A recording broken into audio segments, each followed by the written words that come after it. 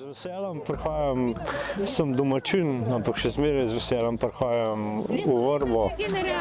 To je tudi moj ponos. Ponosen sem na svoj kraj. To je bogatstvo, to je sreča. To je za nas Žirovnico res nekaj posebenega.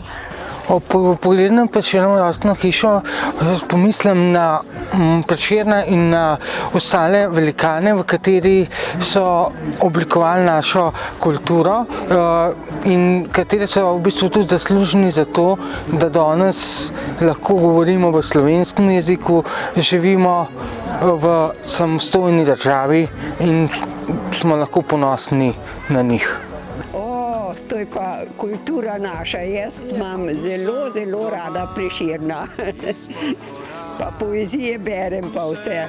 Da je bil velik pesnik. V bistvu, ko na pogledu na Prešernovo hišo, pomislim na rojstvo Prešerna, kako se je pač kot otrok igral v svoji rojstni hiši. Občutam, da njegovo smrt in 8. februar. Spomnim se na otroštvo največ, ko smo hodili tukaj na Vrbo vsak let iz šole. Počutim se, da je to naš praznik, kulturni, cele Slovenije. Na kaj pomislim? Na slovenščino. Ja, no, vse spomine na tisto, kar smo se učili v šolah, seveda, in jaz kot diplomat nekdanji sem predstavljal tudi Slovenijo in vsakič seveda sem tudi organiziral dogodke ob tem dnevu.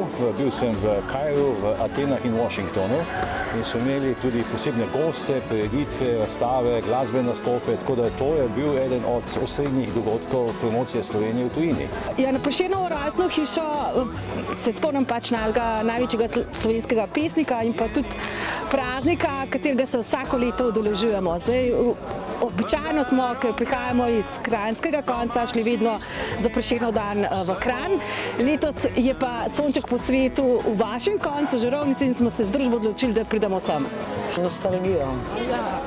Spominja me ta prvi, ko smo v šolo šli na ekskurzijo na Prešerna. Veliko zadovoljstva.